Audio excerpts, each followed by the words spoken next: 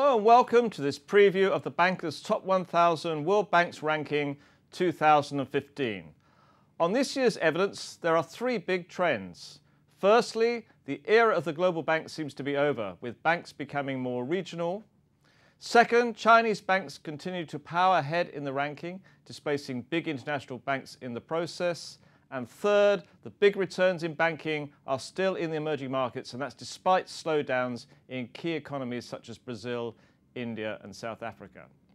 Now let's start by giving the evidence for that first statement, that the era of the global bank may soon be over.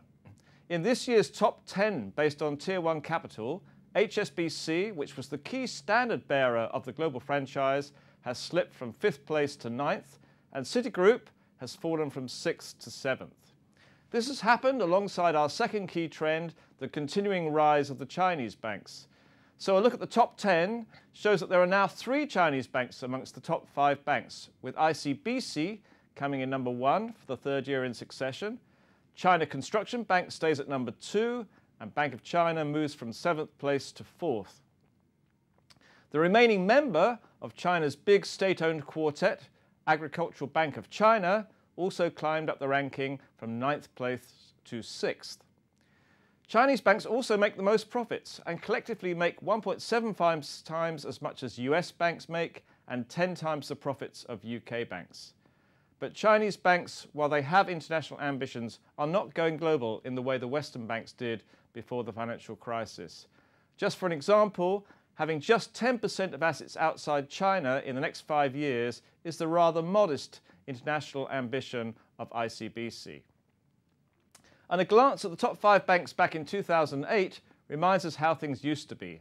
The top 5 banks then were all banks with a big international presence. Indeed, Royal Bank of Scotland's aggressiveness in terms of buying overseas assets was one of the reasons it got itself into trouble.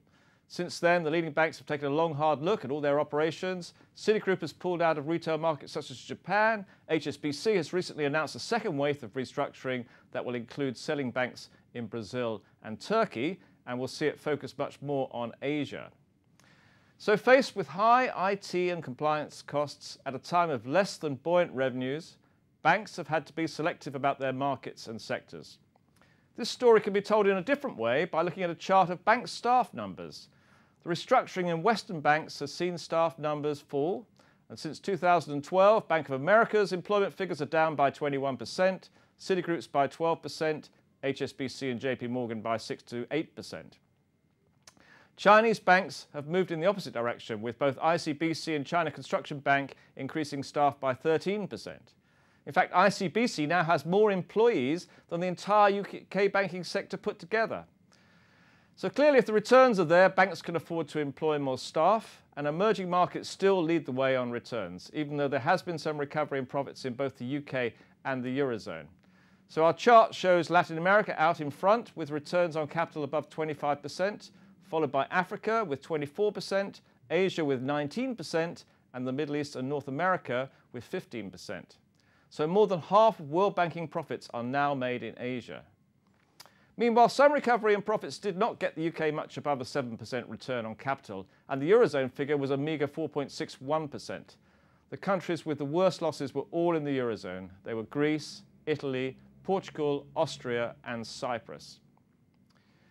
The Banker's Top 1000 World Banks contains a wealth of information with breakdowns by country and by region, by return on capital, loan to deposit, non-performing loans and cost-to-income ratios, among many other measures. The rankings will appear in the July issue, along with commentary from the Banker's team of editors on what the rankings mean in terms of banking trends. Bankers from around the globe will be studying their form in the Banker's Top 1000 rankings. Anyone wishing to order a copy of the July issue can do so at www.top1000worldbanks.com. The Top 1000 ranking is taken from the Banker database, which contains a wider range of data on many more banks than appear in the published ranking. Anyone wishing to subscribe to the full database can do so at www.thebankerdatabase.com. And for those who would like to see what the database can provide, we're offering a free 3-day trial or an online demonstration which provides a scheduled screen sharing session. Further details can be found at the end of this video.